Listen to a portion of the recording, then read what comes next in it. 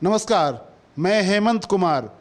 राजद नेता तुलसी राय अपहरण कांड में फरार चल रहे साहेबगंज से बीजेपी के विधायक राजू कुमार सिंह राजू की तलाश अब भी जारी है।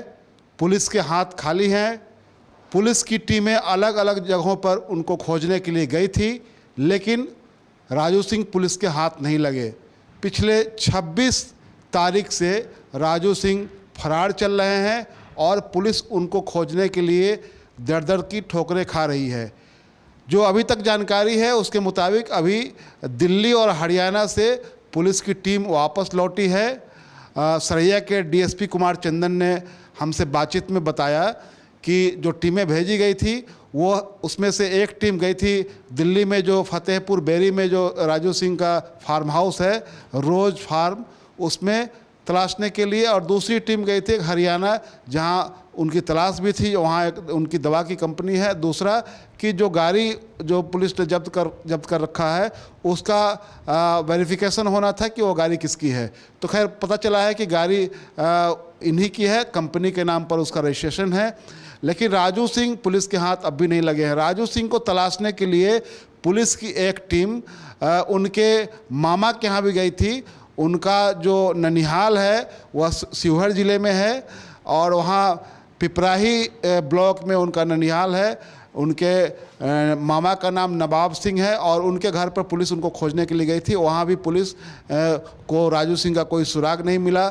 तो पिछले लगभग 12-13 दिनों से राजू सिंह की तलाश पुलिस को है, लेकिन वो पुलिस के हाथ नहीं लग रहे हैं। इस बीच में खासकर मुजफ्फरपुर के इलाके में, जहां जिस इलाके से वो आते हैं दोनों नेता, तुलसी राय और साहब ये राजू सिंह, उस इलाके में राजनीति काफ़ी गरमाई हुई थी और एक तरह से बीजेपी के लोग, उस नेता, पूर्व विधायक, पूर्व मंत्री, इस तरह के लोग राजू सिंह के पक्ष में वहाँ गोलबंदी कर रहे थे।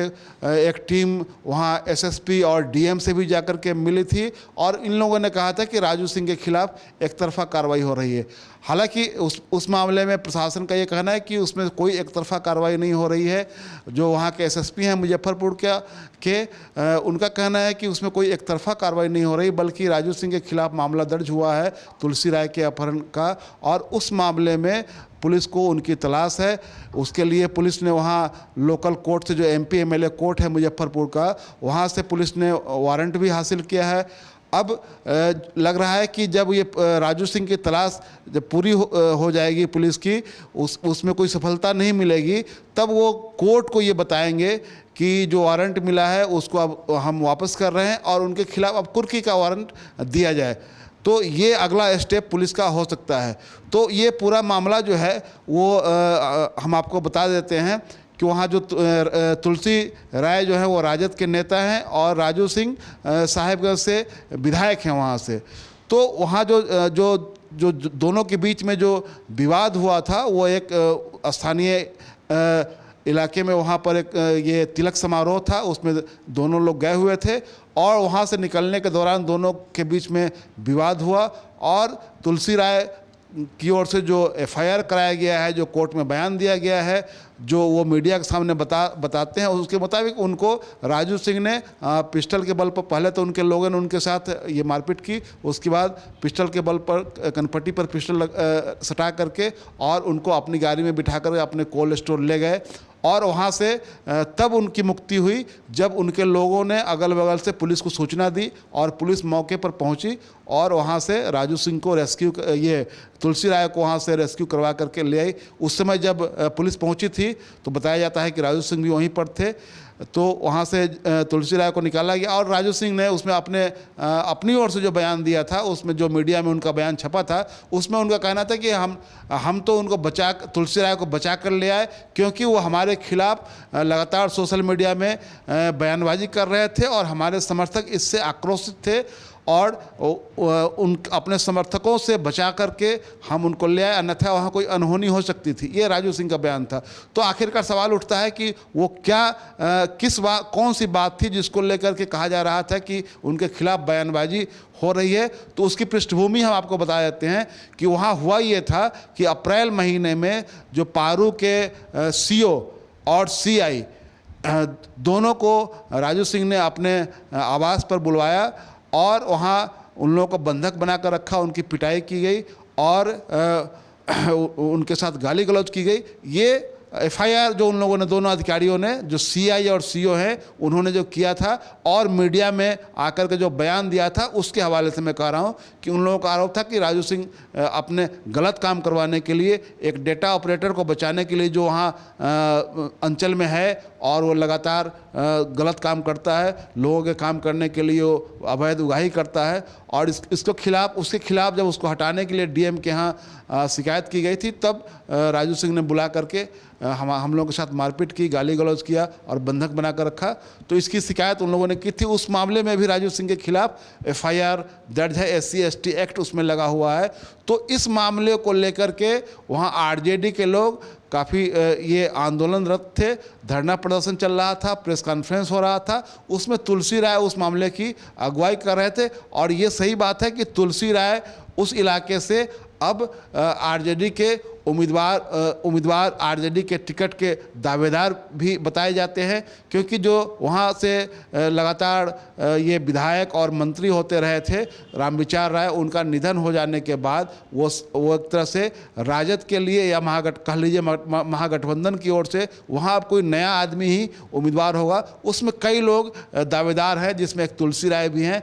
तो स्वाभाविक रूप से इस मामले को यह मामला आंदोलन का एक मुद्दा बना था, जिसमें कि राजू सिंह की गिरफ्तारी की मांग हो रही थी। ये चर्चा हो रही थी कि राजू सिंह की दबंगई चल रही है ब्लॉक में और अंचल में, और वो अधिकारियों पर, कर्मचारियों पर अवैध दबाव बनाते हैं। ये तमाम तरह के आरोप उनके खिलाफ लग रहे थे। और ये जब मामला जब पिटाई का आया और दोनों अधिकारियों ने प्रेस के सामने आकर के, मीडिया के सामने आकर के बयान दिया, एफआईआर हुआ, तब जाकर के ये मामला ज़्यादा संगीन हो गया। और लेकिन उस मामले में राजू सिंह के ऊपर कोई असर नहीं हुआ। राजू सिंह आराम से अपने यहाँ रह रहे थे, आ जा रहे थे, शहर में घूम भी रहे थे, लोगों से मिलजुल रहे थे। लेकिन जब ये तुलसी राय के साथ जब उनका विवाद हुआ और तुलसी राय का अपहरण जो हुआ, तो उस मामले में जब एफआईआर हुआ तो राजू सिंह वहाँ से तब सीन से वो गायब हो गए और अभी तक पुलिस के हाथ नहीं लगे हैं। हालांकि वहाँ जो कुमार चंदन जो हैं, जो डीएसपी हैं, उनका कहना है कि हम लोग उनकी तलाश में लगे हुए हैं और अगर हमारी तलाश पूरी नहीं होती है, वो हमारे हाथ नहीं लगते हैं, तो हम लोग उनके खिलाफ कुर्की का वारंट हासिल करने के लिए कोर्ट में जाएंगे। क्योंकि अभी जो वारंट मिला हुआ है उसको हम वहाँ सरेंडर करेंगे और कोर्ट से आग्रह करेंगे कि इस वारंट को लेकर के हम घूमते रहे, लेकिन वो हमारे हाथ नहीं लगे। तो ये मामला एक तरह से उस इलाके में अभी भी वो चर्चा का विषय बना हुआ है। और ये कहिए कि वो एक राजनीतिक वर्चस्व की लड़ाई भी है, वो ऐसा ही नहीं है। अब ये उसमें ये अगर नहीं कहा जा सकता है कि कौन दूध का धुला है और कौन ख़राब है और कौन अच्छा है, लेकिन यह सिर्फ वहाँ उस इलाके में एक तरह से राजनीतिक वर्चस्व की लड़ाई भी है और यह एक तरह से धाक जमाने की भी बात है। जो ये बात जो जानकार बता रहे हैं कि जो तुलसी राय का जो अपहरण हुआ था, वो एक तरह से ये मैसेज देने के लिए कि हमारे सामने दूसरा कोई आदमी टिक नहीं सकता है, हमसे जो हमारे खिलाफ जो आवाज़ उठाएगा, हमारे खिलाफ जो बोलेगा, उसका इलाज हम करना जानते हैं। यह मैसेज देने की कोशिश हो रही थी। और जाहिर सी बात है कि यह मामला एक तरह से उल्टा पड़ गया है, ये दाव उल्टा पड़ गया है। क्योंकि इस मामले में ये देखा जा रहा है कि घटना के बाद दो ही दिन के बाद वो जो बिशन पटेल हैं, जो आरजेडी के उपाध्यक्ष हैं और उस इलाके वैशाली से वो लोकसभा का चुनाव भी लड़ चुके हैं और वो सरकार में मंत्री भी रहे थे नीतीश कुमार की सरकार में, तो वो वहाँ पहुँचे थे और उन्होंने एक तरह से तुलसी राय के पक्ष में एक माहौल बनाया था। तो पार्टी भी वहाँ एक तरह उनके पीछे, उनके पक्ष में वहाँ मजबूती के साथ खड़ी है। तो यह मामला एक तरह से राजनीतिक मामला बना हुआ है और ये लोगों को उसको भी समझ में आ रहा है कि यह धाक जमाने की और धाक तोड़ने की लड़ाई है। राजू सिंह अपना धाक जमाना चाहते हैं और दूसरा पक्ष जो है वो दिखाना चाहता है कि नहीं, आप अगर इस तरह की दबंगई करेंगे तो उसके खिलाफ हम खड़े होंगे, हम आवाज़ बुलंद करेंगे, ये आपका धाक तोड़ेंगे।